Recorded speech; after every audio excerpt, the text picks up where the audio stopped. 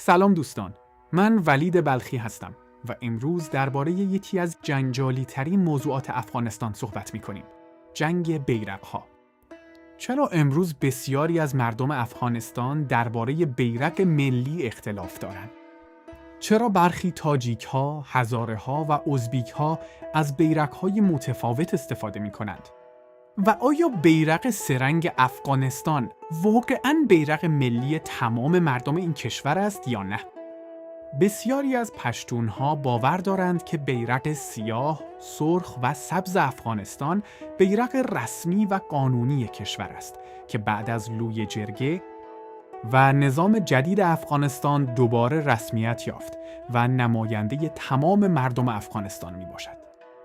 اما در مقابل برخی تاجیک‌ها باور دارند که بیرق‌های مرتبط با مقاومت و خراسان تاریخی بیشتر هویت فرهنگی و تاریخی آنان را نشان می‌دهد.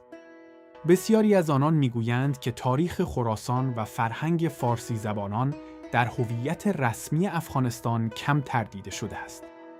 برخی هزارها نیز از نمادها و بیرق‌هایی استفاده می‌کنند که به باور آنان هویت تاریخی، مذهبی و قومی هزارها را بهتر نمایندگی می‌کند. ازبک‌ها نیز در بعضی موارد از نمادهای فرهنگی و تاریخی خود استفاده می‌کنند تا هویت قومیشان حفظ شود.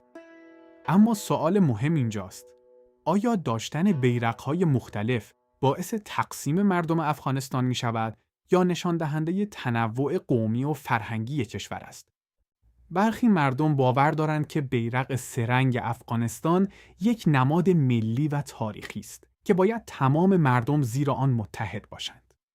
اما برخی دیگر میگویند که یک بیرق ملی زمانی واقعاً ملی است که همه اقوام خود را در آن ببینند و احساس نمایندگی کنند. امروز این موضوع به یکی از داغ‌ترین بحث‌ها در تیک تاک و شبکه‌های اجتماعی افغانستان تبدیل شده است. جایی که هر روز هزاران نفر درباره هویت، تاریخ و بیرق افغانستان بحث می‌کنند. هدف برنامه امروز ایجاد نفرت قومی نیست، بلکه فهم بهتر اختلافات تاریخی و هویتی افغانستان است. تا شاید روزی همه مردم این کشور بتوانند با احترام متقابل در کنار هم زندگی کنند. نظر شما چیست؟ آیا بیرق سه‌رنگ واقعاً بیرق تمام مردم افغانستان است یا افغانستان نیاز به تعریف جدیدی از هویت ملی دارد؟ نظر خود را در کامنت ها بنویسید. تشکر از اینکه تا پایان برنامه با ما همراه بودید.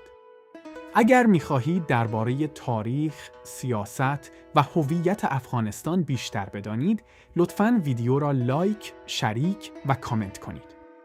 و چنل افغانستان دیلی شو را سابسکرایب کنید. تا برنامه بعدی، خدا نگهدار.